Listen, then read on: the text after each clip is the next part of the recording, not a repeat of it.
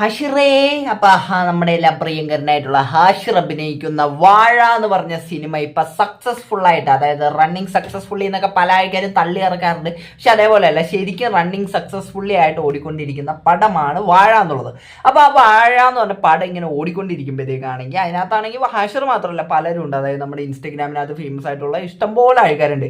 Instagram stars എന്നൊക്കെ വിളിക്കാൻ പറ്റുന്ന രീതിക്കുള്ള ഇഷ്ടംപോലെ ആൾക്കാരുണ്ട്. അതേപോലെ തന്നെ ഇപ്പൊ ഹാഷിറിന്റെ കൂടെയുള്ള ആ ഒരു ടീം ഉണ്ടല്ലോ, ഈ ഹാഷിർ, അലൻ, അതേപോലെ വിനായക്, അജിൻ എന്നൊക്കെ പറഞ്ഞ അവരെല്ലാവരും ഉള്ള ഒരു ടീം അടക്കമുണ്ട് ആ ഒരു പടത്തിനകത്ത്. അപ്പൊ ഇവര് ഈ പടം ഇങ്ങനെ ഓടിക്കൊണ്ടിരിക്കുന്നതിന്റെ ഇടയ്ക്ക് തന്നെ ഇവരൊരു വീഡിയോ ഇട്ട്. അപ്പൊ ഇവർ ഈ ഒരു ഹാഷിറിന്റെ ചാനലിനകത്താണ് ആ വീഡിയോ വന്നത്. അപ്പൊ ആ ഒരു വീഡിയോനകത്ത് ഹാഷിർ കുറച്ച് കാര്യങ്ങൾ പറയുന്നുണ്ട്. ഹാഷിറും ഹാഷിറിന്റെ ഗ്യാങ് എല്ലാവരും ഉണ്ട്. അപ്പൊ നമുക്ക് ആ ഒരു വീഡിയോ ഒന്ന് കണ്ടു നോക്കാം. കാര്യം അതിനകത്ത് ഹാഷിർ പറയുന്ന പല കാര്യങ്ങളും എനിക്ക് കേട്ടപ്പോഴത്തേക്ക് എനിക്ക് കുറച്ച് പറയണമെന്ന് തോന്നി. അപ്പൊ നമുക്ക് അത് കണ്ടു നോക്കാം. ഇപ്പം ഗൈസ്, അപ്പൊ പറയാനുള്ള കാര്യം എന്ന് വെച്ചാൽ ഒരുപാട് സന്തോഷം. നമ്മളിപ്പം സിനിമയിലോട്ട് വന്നു. അപ്പം അതിൻ്റെതായ ഒരുപാട് മാറ്റങ്ങളൊന്നുമില്ല, പഴയ കണക്ക് തന്നെയാണ്. വീഡിയോ ചെയ്യും, നമ്മളെ കാര്യങ്ങളൊക്കെ നോക്കി പഴയ രീതി, വേറെ ഒന്നുമില്ല. പിന്നെ ഇതിന്റെ ഇടയിൽ നടക്കുന്ന ഓരോ കാര്യങ്ങൾ അറിയില്ല. നമ്മളൊരു മേഖലയിലേക്ക് വരുമ്പം അതിൻ്റെതായ ഒരുപാട് പ്രശ്നമുണ്ട്. ആൾക്കാരുടെ ഇടയിൽ ചർച്ച ചെയ്യപ്പെടും, ഒരുപാട് സംസാരം വരും.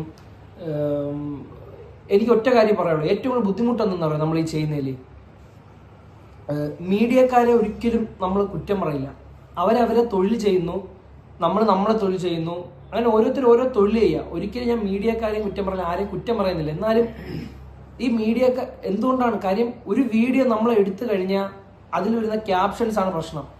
ഹാഷിർ ഓടുന്നത് കണ്ടോ, അലൻ ചാടി, അലൻ പെൺകുട്ടികളെ താരോദയം അലനെ കണ്ടപ്പോൾ പെൺകുട്ടികൾ കണ്ട ഈ വെപ്രാളം, വിനായകനെ കാണാനില്ല, പിന്നെ അജിന് അങ്ങനെ ഓരോന്ന്, അതായത് ക്യാപ്ഷൻസ് ഇടുന്ന. ഓക്കെ, ഇപ്പൊ ഹാഷിർ ആദ്യം തന്നെ പറയുന്നതെന്ന് പറഞ്ഞാൽ ഈ ക്യാപ്ഷൻ ഇടുന്ന കാര്യമാണ്. അതായത് ഇപ്പൊ നമ്മൾ നോക്കിക്കഴിഞ്ഞാൽ ഹാഷിറിനെ ആണെങ്കിൽ ഇപ്പൊ ഹാഷിർ ഇൻട്രോവേർട്ടാണ്, ഇൻവെർട്ടർ ആണെന്നൊക്കെ പറഞ്ഞ് ഇപ്പൊ ആദ്യം പ്രഭാസിന് കുറെ ട്രോളും കാര്യങ്ങളൊക്കെ ഉണ്ടായി. ഇപ്പൊ അത് കഴിഞ്ഞപ്പോൾ ഇപ്പൊ ഹാഷിറിനെ മേത്തോടായി. ഇപ്പൊ ഇൻട്രോവേർട്ട് ആവാന്നൊക്കെ പറയുന്നത് അത് അത്രയ്ക്ക് മോശം കാര്യമൊന്നും അല്ല. കാര്യം ഇപ്പൊ ഞാനൊരു ഇൻട്രോവേർട്ടാണ്, അതുകൊണ്ട് തന്നെ എനിക്ക് പറയാം, എനിക്കിപ്പോ അതെന്ന് പറഞ്ഞാൽ അത്ര മോശം കാര്യമൊന്നും അല്ല. കാര്യം ഇപ്പൊ നമ്മളായിട്ട് ഇരിക്കുന്നതിൽ നമ്മൾ കംഫർട്ടബിൾ ആവാന്നുള്ളത്, അല്ലാണ്ട് ബാക്കിയുള്ളവരെ കാണിക്കാൻ വേണ്ടി ഇപ്പൊ ഒരു 4-5 ക്യാമറയൊക്കെ കണ്ടു അപ്പൊ ഞാൻ ഒത്തിരി വാവിട്ട് സംസാരിച്ചു കഴിഞ്ഞാൽ ഞാൻ അങ്ങോട്ട് വൈറലായി പോകും, അങ്ങനെയൊക്കെ വിചാരിച്ചിട്ടുണ്ടെന്നിട്ട് പ്രത്യേകിച്ച് കാര്യമൊന്നുമില്ല. നമ്മളെങ്ങനെയാണോ അങ്ങനെ തന്നെ നിൽക്കുക. ഇപ്പൊ ആ ഒരു രീതിക്കുള്ള പല ട്രോളുകളും മിക്കതും കോമഡി ആയിട്ടാണ് പറയുന്നത്. പക്ഷെ എന്നാലും അതിനിടെ കാണും ചില ഈ വാഴകൾ എന്നൊക്കെ പറയില്ലേ, റിയൽ ലൈഫ് വാഴ. പിന്നെ വാഴ എന്ന് നമുക്ക് പറയാൻ പറ്റൂല കേട്ടോ ഇവരെ. കാര്യം വാഴകൾക്കും പിന്നെ ഗുണങ്ങളുണ്ട്,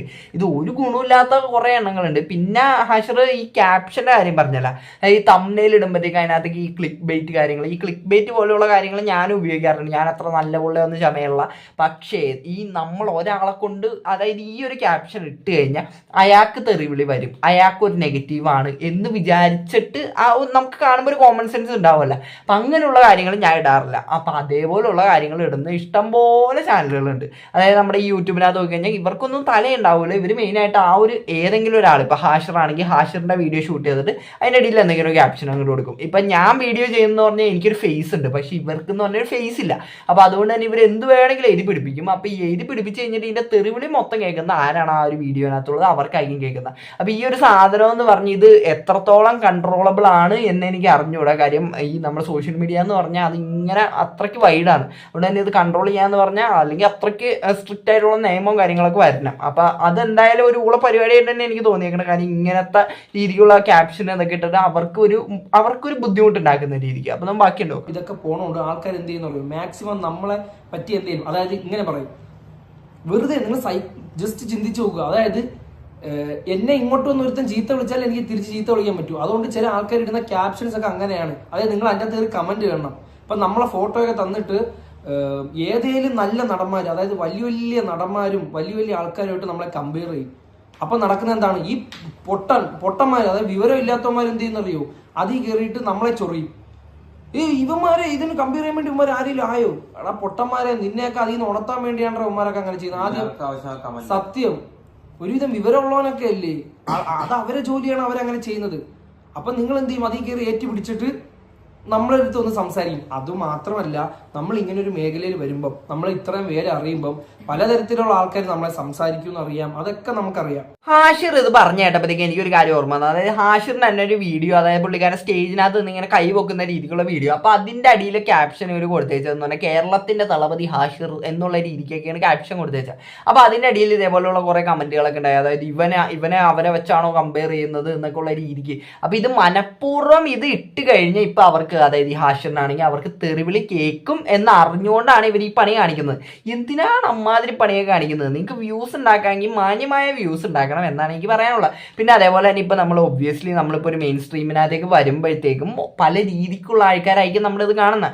ഹാഷിർ പറയുന്നുണ്ട് ഞങ്ങൾ അതൊക്കെ അക്സെപ്റ്റ് ചെയ്യാൻ റെഡി ആയിട്ടാണ് ഈ ഒരു ഫീൽഡിനകത്തേക്ക് വന്നതെന്ന് പറയുന്നുണ്ട്. അപ്പൊ അതെന്തായാലും അത് പിന്നെ ഇവർ പബ്ലിക് ആയിട്ടുള്ള ഒരു പ്ലാറ്റ്ഫോമിനകത്ത് തന്നെ ഇത്ര നാൾ നിന്നേച്ചവരായതുകൊണ്ടും ഇനി അങ്ങോട്ട് ഇവർ അങ്ങനെ തന്നെ നിൽക്കുമെന്ന് പറയുന്നതുകൊണ്ട് തന്നെ ഇവർക്ക് അതൊക്കെ അറിയായിരിക്കും. കാര്യം എത്രത്തോളം ഇതിനകത്തൊക്കെ നെഗറ്റിവിറ്റി വരും എന്നൊക്കെ ഇവർക്ക് അറിയായിരിക്കും. അപ്പൊ എന്നാലും ബാക്കിയുണ്ടോ? ഇപ്പൊ നമ്മളൊരു സാധനം ഇറങ്ങുമ്പോൾ ഒരുപാട് പേര് ചോദിക്കും, ഇവനാരാ, ഇവനെ കണ്ടിട്ടില്ലല്ലോ. സത്യം, നിങ്ങൾ പറഞ്ഞുള്ളതാണ്. എന്നെ അറിയില്ല.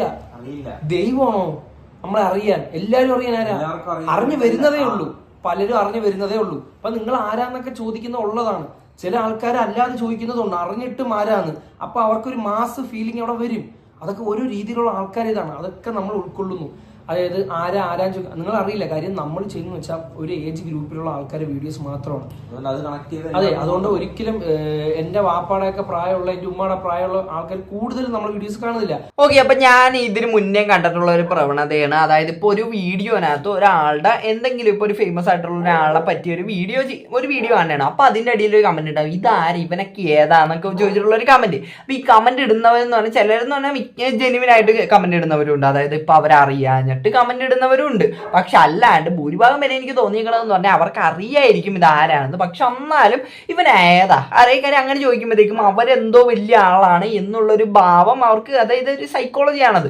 അപ്പൊ ആ ഒരു സംഭവം വെച്ചിട്ട് കമന്റ് ഇടുന്ന ഇഷ്ടംപോലെ ആൾക്കാരുണ്ട്. അപ്പൊ അങ്ങനെയുള്ള ആ ഒരു, എനിക്കത് വെറും ഒരു, അതായത് ഒരു കാര്യമില്ലാത്ത കാര്യമായിട്ടാണ് തോന്നിയിരിക്കണം. കാര്യം ഇപ്പൊ നമുക്കൊരാൾ അറിഞ്ഞിട്ടും അയാൾ അറിയാത്ത പോലെ ഭാവിക്കുന്നതിൽ പ്രത്യേകിച്ച് കാര്യമുണ്ടെന്ന് എനിക്ക് തോന്നുന്നില്ല. അപ്പൊ ഈ ഹാഷിർ ആ ഒരു കാര്യത്തിനും ഇവിടെ ഭയങ്കര പോസിറ്റീവായിട്ട് എടുക്കുന്നതായിട്ടാണ് എനിക്ക് തോന്നിയത്. അപ്പൊ ഇത്രയാണ് എനിക്കത് കണ്ടപ്പോഴത്തേക്ക് അതിനകത്ത് പറയണം എന്ന് തോന്നിയൊരു കാര്യം ഈ ഒരു ഹാഷിറിന്റെ വീഡിയോനകത്ത്. അപ്പൊ ഈ വീഡിയോ അവസാനിക്കുന്നതിന് മുന്നേ ഒരു കാര്യം പറയാം. ഇത്ര നാൾ വീഡിയോ ഇടാണ്ട് എന്താണെന്ന് വെച്ചാൽ നമ്മുടെ ചാനൽ ചെറുതായിട്ട് ഇത്തിരി പണി കിട്ടിയിരിക്കുന്നതായിരുന്നു. അപ്പൊ ഇപ്പോഴാണ് അതൊന്ന് റെഡിയായി വരുന്നത്.